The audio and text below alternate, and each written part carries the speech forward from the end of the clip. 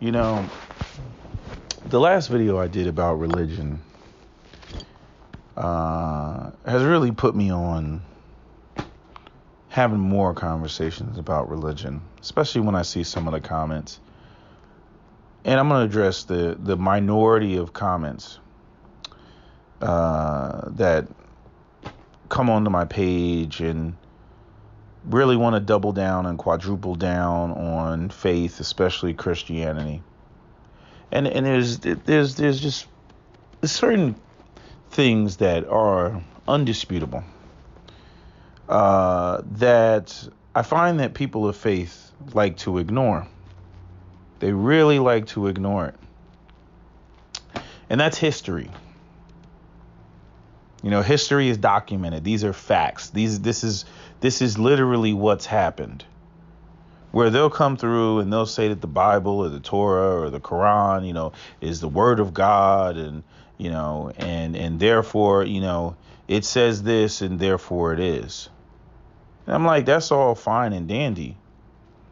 But when we go back and we look at history, when we look at the actual expansions of these Abrahamic religions, namely Christianity and Islam, Muslims love to run around and say Islam is a religion of peace.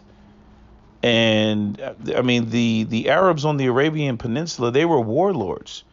They were fighting the hell out of each other before they decided to expand and go off and create their caliphates. And when it came to Christianity and the way that Christianity, expanded, from Rome, starting with, Constantine. First, they were persecuting the Christians. Then he adopted Christianity. And then, they forced Christianity on the rest of Europe. I mean, I'm speaking English right now. English is basically a combination between the Romantic languages from what do they call it? The norms, from France, and the Nordic peoples, the Vikings and shit that invaded, the northern part of England. And that's how you ended up with English. Even the order of the words is more Germanic than it is Romantic language. And they, tried to, force those people to become Christian for political reasons and got kings to convert. Same thing that they did in Africa. Portuguese went in there, got a bunch of African kings to convert. Those African things thought they were actually being respected when, truth be told, they were converted to make it easier to exploit the people and, steal people from the continent and, just exploit the entire landscape. And Home Team History, he had a video where he had one of the king who actually regretted that, kind of did the, what's his name, Toussaint Louverture thing to him, where after, the Haitian, rebel leader, kicked the French out, his stupid ass went to France thinking that he was going to be recognized and respected as an equal. And Napoleon threw his ass in jail and he died in jail. I don't understand what people don't understand about when people sell you these ideas and principles that they don't even operate on, and focus more on the reality than on the idealism. There's a lot of black people that, I look at it from the standpoint of a slave mentality, that we desperately, for whatever reason, whether it's our inferiority complex, whatever it may be, is the reason why we have to, just obsess over this idea, that, there's this magical white zaddy in the sky and it's going to bring all of humanity together. I bet we would subscribe to that, because, we've been crushed so much that we not only do we have a deep inferiority complex and self-hatred, but we don't have shit. We don't operate, own, or control or build anything. All the other groups, generally speaking, seemingly have more than we are. We don't even know what to do with the soil beneath our feet, Africans, right? We don't even know what to do with the soil beneath our feet. We don't know how to, take things to market and process them and all that, right? Going back to what Chika Oyanyani said in the book that he wrote, Capitalist Nigga. And so we rely on this idea that one day, the magic of white Jesus and the magic of Islam and Allah and all this other shit will make all the groups that have more than us somehow share with us. And then there will be peace on earth, right? So again, as was stated, we try to out Pope the Pope and out Muhammad. We tend to be, religious purist, and we dive into it harder than all the other groups even dive into it. But when it comes to us as African peoples, it's a political tool. And I'm saying religion has always been, used as a political tool. I mean, in a world where, just think about it, right? Do you really think that people were any more critically thinking back then than they are now? Think about, I put myself in a different category, but think about all the people that are, just your average everyday person and how simple-minded they are and how non-critically thinking they are. How do you, in a world full of illiterates, how do you get them to operate and function as one cohesive unit so that you can have, a society? You use religion. Right. If they're not going to fear you, then they'll fear, the spookyism. They'll fear, this supernatural. I mean, going back to the damn, the Scandinavians and shit, there's a whole bunch of stuff that's in Christianity now that is literally pulled from, the Norse, peoples, and when I want to say Norse mythology, but talking about, the candles in the window, the reef, the winter solstice, the spring equinox, supposed to be Jesus's resurrection, but it has more to do with the orientation of the sun. And again, how did ancients, tell time? How did they record things? They either followed the moon like the Muslims did, or they followed the sun like the Nordic people did. And so, a lot of stuff is based off and revolved around that. But the point that I'm making is, it's like I talked about this before, I got a Pakistani friend, and, he just cannot wrap his head around, because see, I like to dive into, other groups. See, you're not going to get around me as an African American, right? Because, as an African American, right, my ancestors were stolen from, West Africa, brought to, the Americas, and basically force-fed Christianity. That's why 85% of African Americans are Christian. That is a fact. Okay. West Africa, if anything, the West Africans were Muslim more than they were Christian. They weren't introduced to Christianity. There was no Christian churches sitting over there in West Africa before the Portuguese came. It was you go to Senegal is Muslim. You go to Mali is Muslim. Everybody want to talk about Timbuktu. Where's Timbuktu? Timbuktu is in Mali. And in Mali, the books that are written, that people, there's a great library in Timbuktu. And the books that are written in Mali are written in Arabic. So when you want to talk about West Africa, again, West Africans, if they were anything aside from their traditional indigenous religions, they would be Muslim before they would be Christian. So our ancestors were probably running around West Africa on some Hamdulillah Allahu Akbar shit. I mean, they even showed that in Amistad. Because one of the guys in Amistad was, they were Muslim, I think. And the thing is it's like I don't know how that sits with you all, but it doesn't sit well with me. It doesn't sit well with me knowing the history of slavery, knowing that, the white Jesus on the wall, and he's sitting there in church, and, they're going through the motions and all this other stuff. And you're looking around and people passing out on the floor talking about they feel the Holy Spirit and all this other shit. You know what I mean? And I'm sitting in the back of my mind, feel the Holy Spirit. Nigga, you feel that whip? You feel the crack of that whip from Massa? You know what I mean? Like, and you look at the history of it all. We are Christian in America because of the transatlantic slave trade. That is a fact. The whole reason why people are the faith that they are is because they were born into it. born into it. You don't choose your faith, just like you don't choose your religion. You know what I'm saying? You don't, or excuse me, you don't choose your faith, just like you don't choose your race. I'm sorry. You weren't in heaven as a little baby soul saying, "Oh God, I want to be African American. Can I get that?" No, that's not what happened. You are the faith that you are because that's what your parents, were. If you grew up in Iraq, you would be, telling me about how wonderful the Prophet Muhammad is, peace be upon him, right? If you grew up in North Korea, you would be worshiping Kim Jong-il. If you grew up in Japan, you'd be telling me about some Shinto shit, or you wouldn't have any faith at all. Or maybe you would subscribe to Bushido code or some shit like that, right? That's that. So it's all based on, areas of the world in which you grow up. You don't pick your parents, you don't pick your race, and for the vast majority of people, you don't pick your faith. You don't pick your religion. It would be one thing if, as a child, everybody got all, here's the Torah, here's the Quran, here's the Bible, here's the Mahabharata Gita, however the hell you say that book, that Indian book that they go by. Here's the Sikh book or whatever, right? So you got all these different religions on the table. And then as a little baby, you sat there and you said, ooh, I want that one. Right? Or not even as a baby. Forget being a baby. Be more of a thinking child.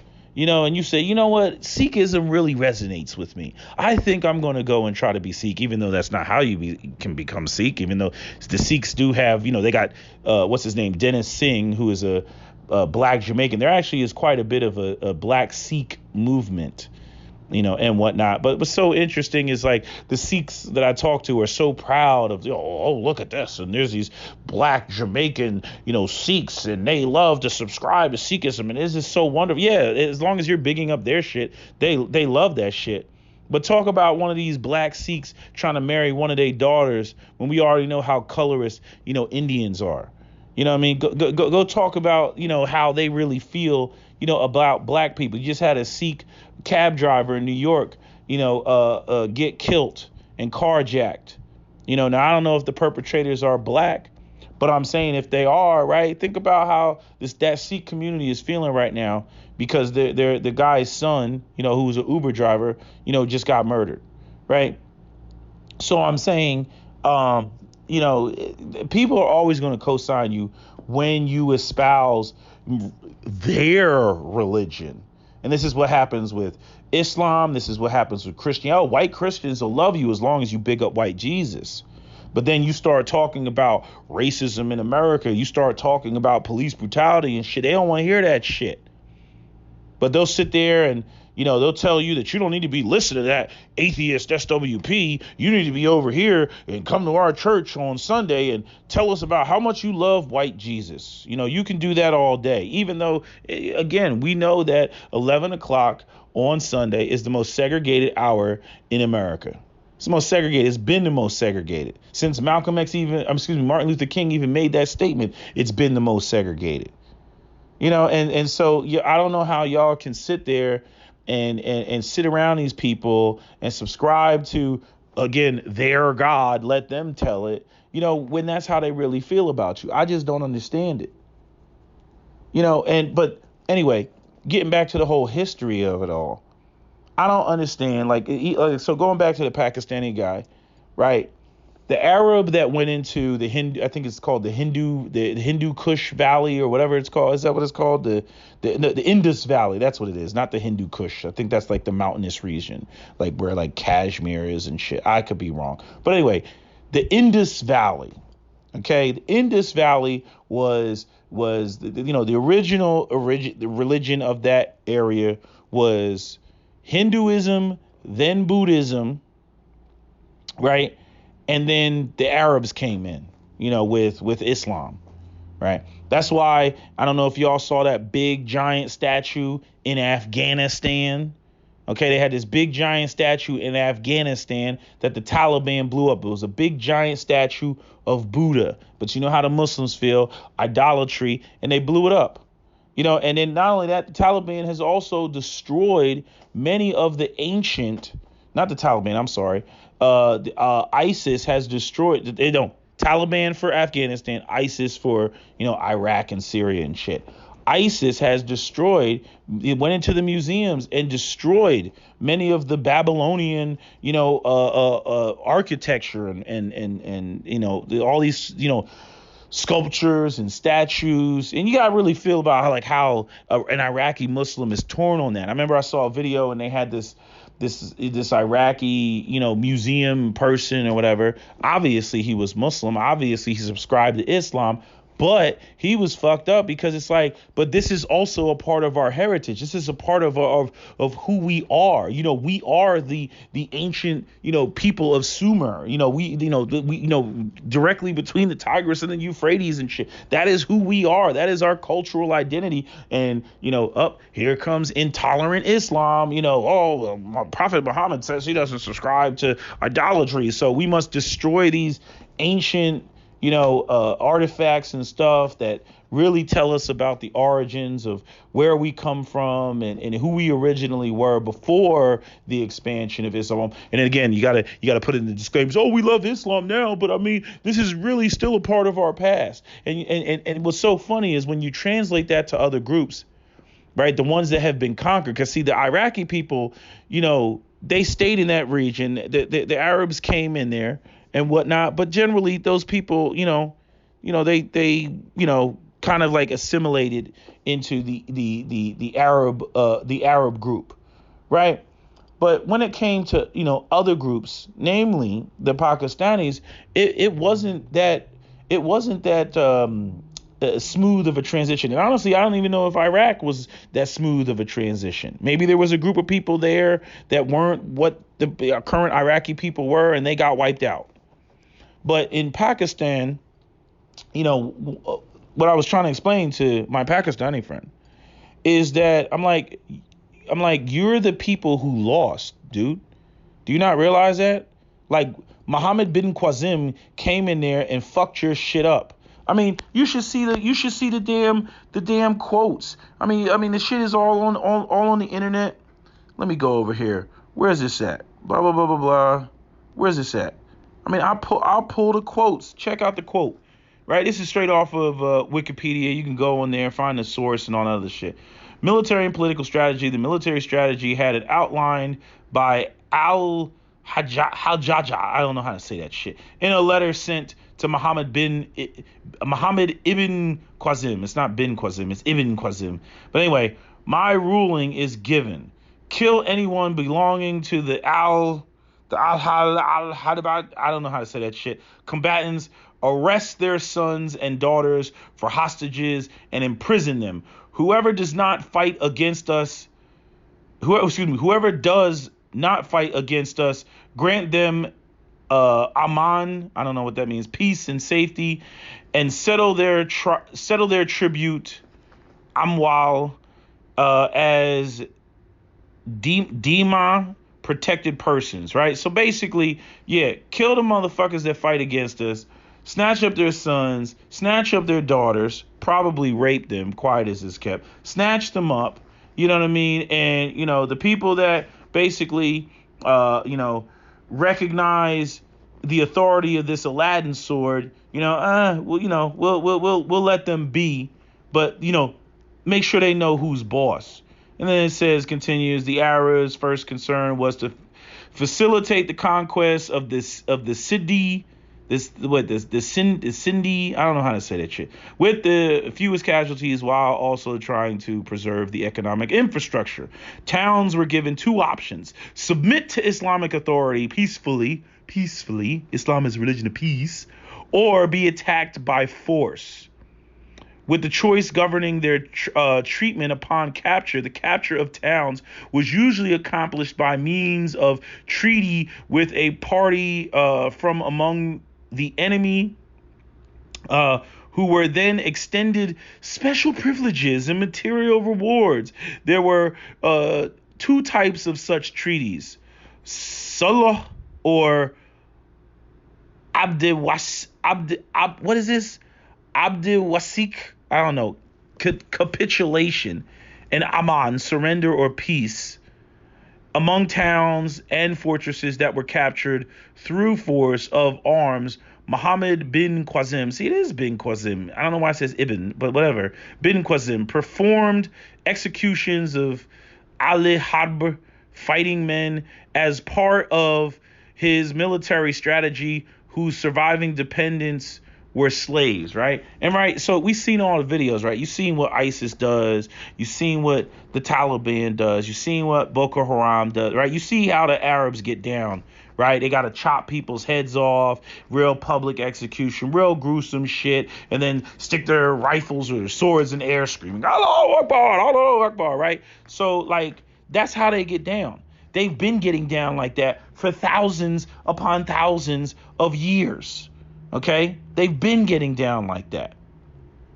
And so, it's like when I listen to a Pakistani tell me, oh, Islam is a religion of peace, I'm like, get the fuck out of my face with this bullshit. They're so busy trying to defend their religion. And then not only that, we know how the Pakistanis are treated in Dubai.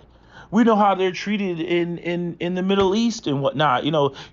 Basically, forced to operate in these sort of slave camps. No different than African Americans, essentially. They over there, promise the new life and all this other stuff. Oh, you work, you can send money back home. Da da da. Give me your passport, bitch. They take the passport, then they can't leave the country and whatnot.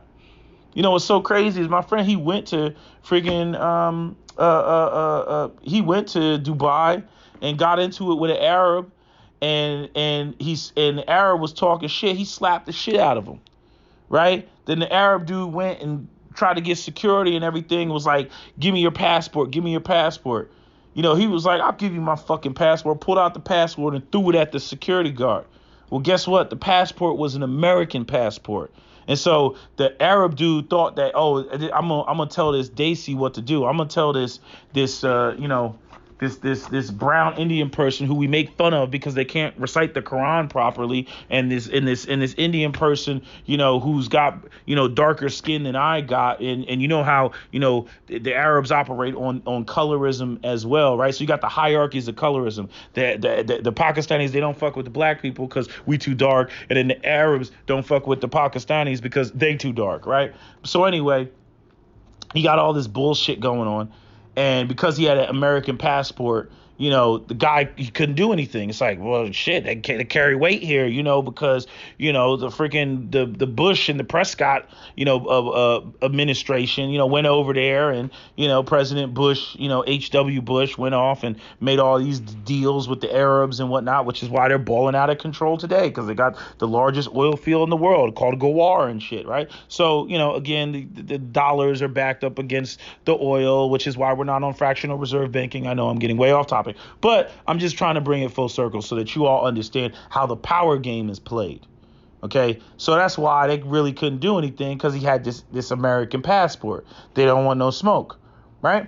So, it blows my mind at how he doesn't even consider, let him tell it,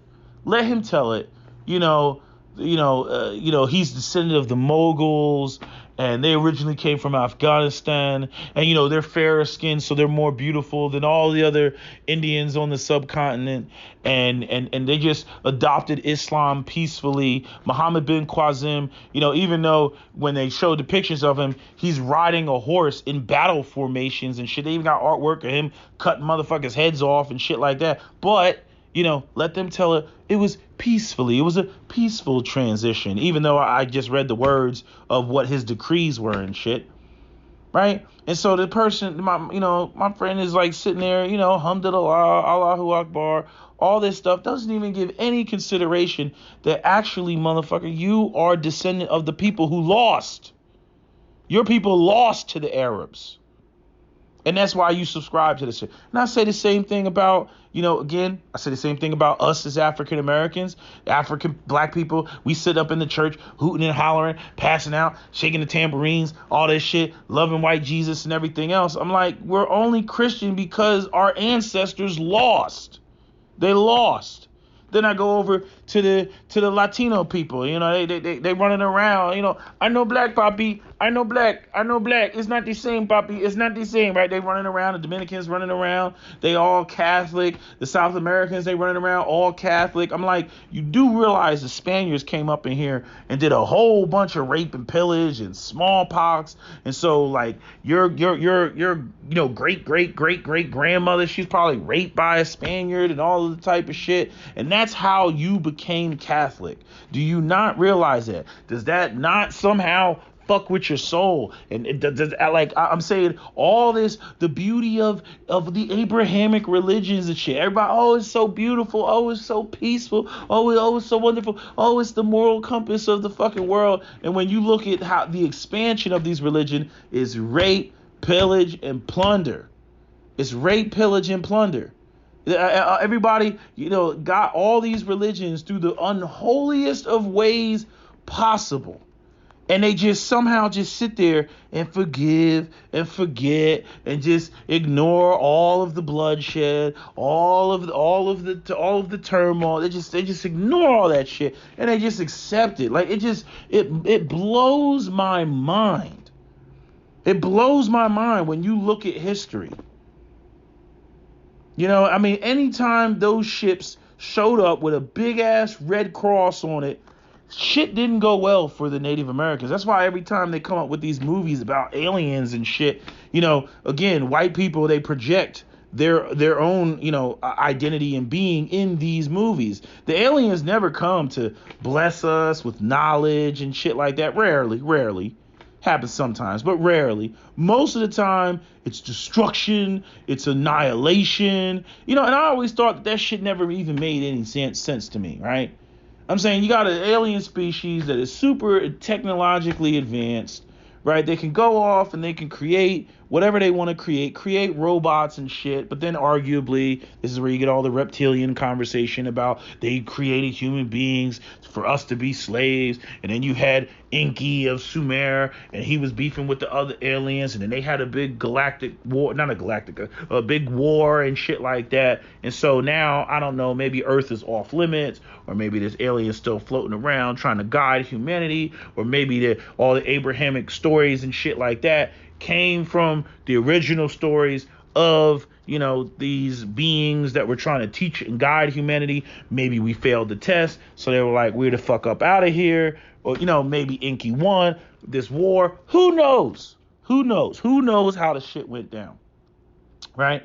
But there's all type of, ancient myths and all this other stuff, and, ideas of cycles of the earth, collapsing and the climate change and pole shifts and all this other shit, which is why the pyramids are just sitting there and nobody knows how the shit was built, and the lower caves are just sitting there and nobody knows how it was built, and there's underground city in Budapest and nobody knows how it was built, and Pumupuku and nobody knows how it was built, and what's the other spot? Pumupuku, and what's the other spot? There's another spot. I can't think of what the other spot is. It's all type of spot, right? All these, you got the Angkor Wat and all this other amazing shit, right? Because let the Europeans tell it, they make their most amazing shit, but the actual most amazing shit that they don't even know how to make today is not in Europe, but which demonstrates that Europe was covered in ice and freaking white people essentially probably didn't even exist at that point. But anyway, I digress. I'm saying, you got all these possibilities and shit. But there's one constant. There's one constant that we know of history of the last 1,000 years. We can at least go back that far. We can at least go back, the last 1,000 to 2,000 years of human history and pull some documents from that. We know that this went down, this happened, this group of people conquered this group of people attacked this group of people and whatnot, right? Which is like, I don't know why people don't get along, because that's a lot. That's an exchange of a lot of DNA. That's why all these people running around the 21andMe doing all these swabs in their mouth and shit like that. They're like 15% African. How? You know what I mean? They up there, heads all exploding and shit like that. How am I 13% Asian? They don't. Yeah, because probably humanity's way older than you actually think. But that's a whole nother conversation, and getting into interventionary evolution and all that other bullshit. But staying on topic, I just don't understand how you get these people. They're so sure of the truth. They're so sure of their faith and their belief system and all this. They're so sure that they know the truth. They're so sure of that. And yet and still, how do I put this? They're so sure of that, but yet and still, they don't consider, how things actually really went down and what actually makes them them. I mean, I can tell you right now, I got white blood running right through my veins. I got it all running through my veins. You know what I mean? So, I can't even make this conversation from an African, as Thugtician said, of unbroken lineage, right? I don't have unbroken lineage. I definitely have broken lineage. But I'm saying, like I said, I could look at it from the humanitarian standpoint, or I can look at it from, the racial tribalistic standpoint. Right? But I'm not going to ignore the reality that the white half of me, the white side of me, whatever percentage that is, fucked up the black side. I mean, just completely. And if you're going to be honest about history, you need to be honest about history. And the ways in which, we are psychologically affected. Much of our bondage, it's like the fucking invisible Finch. Much of our bondage is, how I want to say this, much of our bondage, is mental, and it's intimately and deeply connected to religion. And how we don't understand that, I don't know. How we don't grasp that, I don't know. How we blindly walk into faith, because as I've said before, what is faith? Faith is the belief in that which you do not know. Because if it was anything else, if it was fact, if you were so certain and you were so sure, you would be using the word fact. I have fact. I know. No, you believe. You have faith. And the thing is if it was fact, why not just eliminate the word faith or eliminate the word belief? Why does the word faith and belief even exist? If it's all fact, if you know for certain, if the priest and the popes and all this other shit is so certain, why don't they say we know this to be a fact? Funny how the word faith and the word belief still, permeate the world. And what's crazy is people actually respect the word belief and the word faith. But notice how we don't tolerate it in secular arguments. Notice how you can't go to a secular argument and walk up and say, well, I believe, and have anybody give that any credence. But you can throw up, when you have, conversations about the unprovable, you can say belief and faith all you want, and people actually sit there and respect it. I'm like, you wouldn't respect it in any other context. Why are you respecting it here? Oh, because I don't know. Because, while he can't prove, I can't deny. So I guess I just have to go with that. I'm like, well, why are you even having an argument about some magical shit? You know what I mean? Like it's like what I tell people all the time. Like, they're like, oh, so you're an atheist? You don't believe in God? I'm like, even if I believed in God, even if I subscribe to the idea of God, I don't believe that God is running around touching each and every little person and changing, the interactions of every single person just because one person squeezed their eyes tight enough and prayed. I don't believe that that's what's going on, right? Or I don't know for a fact that that's what's going on. But again, if I'm arguing that I don't believe that God is doing that and touching each and every person, or, whoever prays more or whatever, if I don't believe in that, then that would make God what? Irrelevant. Because that would mean that even if you want to say, well, God exists and created the cosmos, yup, and then he went to sleep. He said, let there be light, and then went to sleep. So he's not answering your prayers. He's not answering your questions. He's not giving you guidance. You know, he doesn't interfere with shit. He's like Switzerland and shit. You know, doesn't interfere.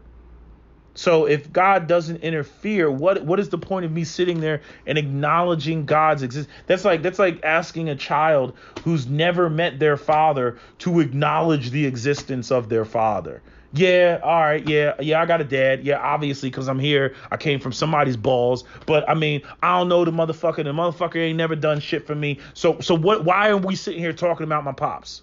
I don't even know the nigga's first name. Why are we sitting here talking about my pops? And that's kind of how I feel about the shit. You know what I mean? Like, you know, like people just sitting there trying to force down your throat. You know, what do you mean? You don't want to talk about your dad? You don't love your dad? I don't even know this motherfucker. You know what I'm saying? He hasn't revealed himself to me, right? So why are you going to sit here and force the shit as though, okay, fine, I have a dad and his name is Kwame. Okay, fine. I never met the dude. He never came into my life. Okay, so what now? Shit going to change because I said I have some guy out there named Kwame who's my biological father. Is that going to change shit? No. Is he suddenly going to come into my life and suddenly, help me along or some shit like that and give me guidance and when I'm already a grown ass man? No. So why do I need to acknowledge his being, his existence? And that's kind of how I look at it. You know, from the standpoint where I believe that God is not running around moving people around like some goddamn chess pieces on a board. Simply because, you know, they believe that they want something. They're entitled to something. You know, then on top of that, you know, again, I dive into all the conversations about, you know, people who just the arrogance of it all. I mean, you got people out here, you know, again, who picked the wrong parents. You know, literally born into poverty, or as I said before, born a slave, died a slave. There was no salvation for them. You know, there was, you know, and then you always get this crap about, oh, well, you know, the afterlife, and oh, they'll have shit 1,000 times better in the afterlife. That's just such a fucked up concept to me. You know what I mean? Like to be born only to have an existence that fucking to suffer and then die, and then people magically say that, like, you know, you're going to be rewarded with all this shit. You know, and then this stuff, like, it just never made any sense to me. You know, like this idea that I don't know. You know, like example, like if somebody dies of Alzheimer's and shit and they miss half their life and whatnot, do they get all their memories back? Would you even want those memories back? You know, would you want the memory of you in the hospital drooling on you? Would you want those memories? So what? God's going to go into your soul and pick out all of the memories that you don't want? Like, it's just weird. And then you get these people that, you know, you're a grown ass adult. You done lived your life as an adult. You died when you're 90 something years old. And, you know, people say, oh, and the most amazing thing that I could do, you know, in the cosmos, you know, in this afterlife is to sit on white Jesus's lap and have him read bedtime stories to you. Like, y'all have like this sick, weird lust for white Jesus. You know what I'm saying? Like this love for white Jesus that you have. I'm like, you don't know white Jesus. You know, and again, don't get me started on the white Jesus trope, but I'm saying, you don't know white Jesus. Y'all be acting like, oh, you love white Jesus so much that you would just want to spend all of eternity with white Jesus. There's something wrong with that. There's something seriously wrong with that. You know, and then again, like I look at the black diaspora, I look at black people's condition globally, and I look at how many black people are Christian, and I'm like, what has white Jesus done for, like, black people been struggling, you know, for the last 2,000 years? It's like, you know, the comedian C.K. Lewis, when he was like, black people don't fuck with time machines. You know what I'm saying? Like, they don't fuck with time. They're like, hey, bro, anything before 1980, like, no, thank you. Right? So like this has been black people's existence for the last 2,000 years since Jesus was here. I mean, hell, it was so funny is all the hoteps, they want to go back to ancient Africa and ancient Kemet and everything, all that shit where black people were doing good, all that shit where black people were apparently, kicking ass all over the place was pre-Jesus. That's what's so funny. It was pre-Jesus. When you want to talk about all these ancient kingdoms and all this other shit and whatnot. Oh, it just kills me at how we don't even think, we don't stop to analyze this shit and think about it. I look around and Islam's the same way. You look around, black Muslims are the poorest Muslims. They don't have shit. You got the Al Aqdam and Yemen and their shit on, and you got the black Iraqis, their shit on. They're descendants of the one of freaking black people who were being transported out of the east coast of Africa, Somalis, okay, out of the east coast of Africa and transported, whether it be, the now Muslim East Africans or places like Tanzania, transported down to Zanzibar and then into the Arab world. They had a couple slave revolts, some unsuccessful slave revolts in the Arab world that you'll never hear about. You know what they used to do to black men in the Arab world? They used to cut their balls off, turn them into eunuchs. Because they were fearful of us fucking their women and shit like that, right? This is the again, I don't get it. These are the people that y'all want to adopt their fucking religions. The people who did nothing but maim you and accost you and violate you. You want to adopt their religion and then somehow act like you can take the religion that they didn't even operate on with, the same decency that you're trying to claim that you're operating on now. So you're trying to, again, out Muhammad or out Muslim a Muslim when your idealism of Islam wasn't even a Islam that they extended to you as a black person. Again, look at the inequality. Look around. Look at where the black people did. I got to go on YouTube right now. I pull up videos of Morocco and Moroccans, throwing the eggs on the woman. I had a video. Just type in "Dear Black Muslim." It'll come up. My video will come up. It's on my other channel. Where the woman, she's walking down the street, black woman in Morocco. Where all those, the North African, racially ambiguous people are. They're throwing eggs at her. Spitting on the ground. I mean, go ahead, type in Morocco, racism in Morocco. It's all there. They adopted the sentiments of black people from the French. Ideas of superiority, or maybe didn't specifically come from the French, but it came from the ideas of the European.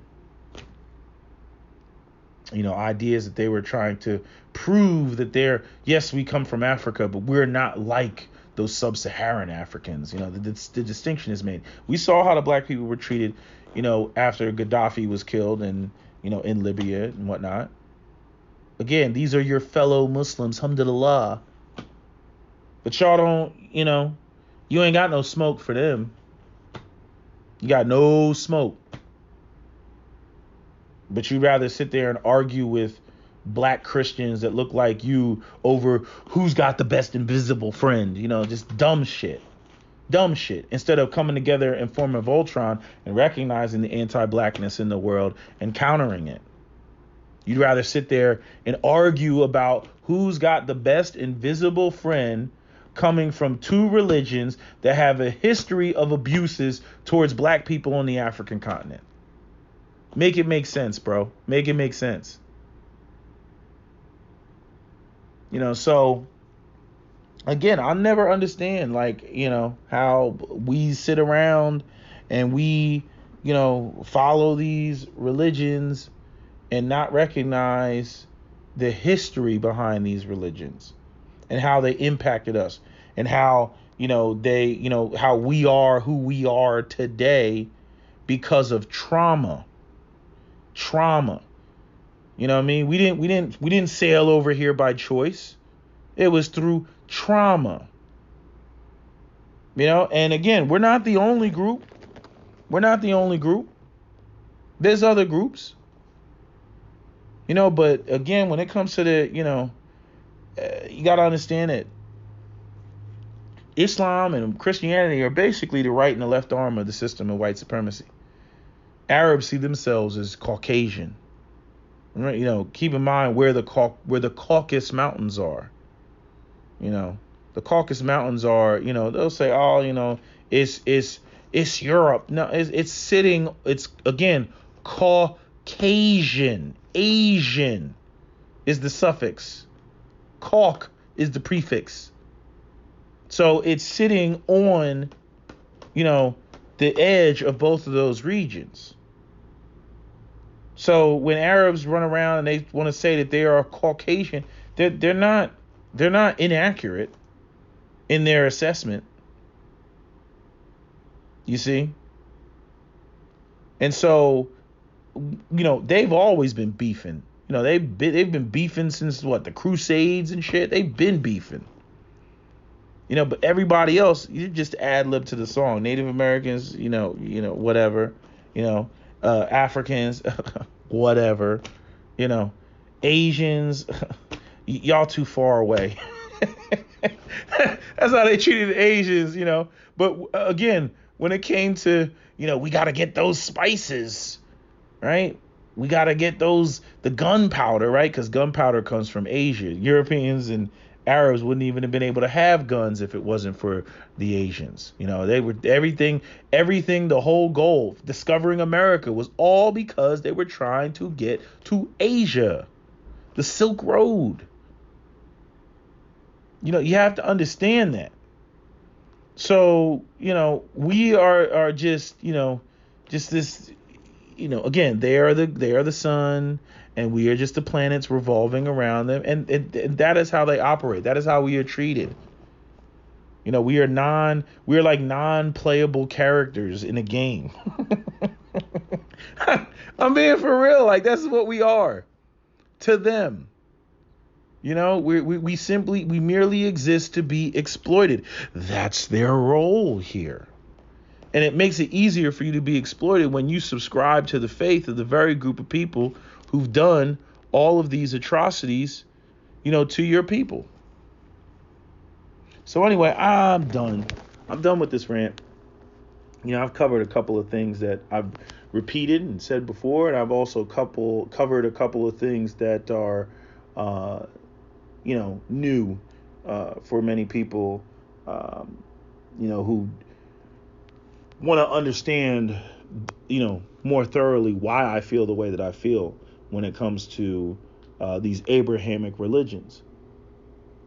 Specifically these Abrahamic religions with their dogmatic nature and whatnot. I don't really have much of an issue with Eastern religions. Eastern religions are just kind of they're like God is in you, and it's your own personal connection and journey with the God. We don't have no rules here. You can do what you want. Come to the temple, pray, burn some incense, and then go home and make sure you talk to your ancestors. It's kind of like whatever.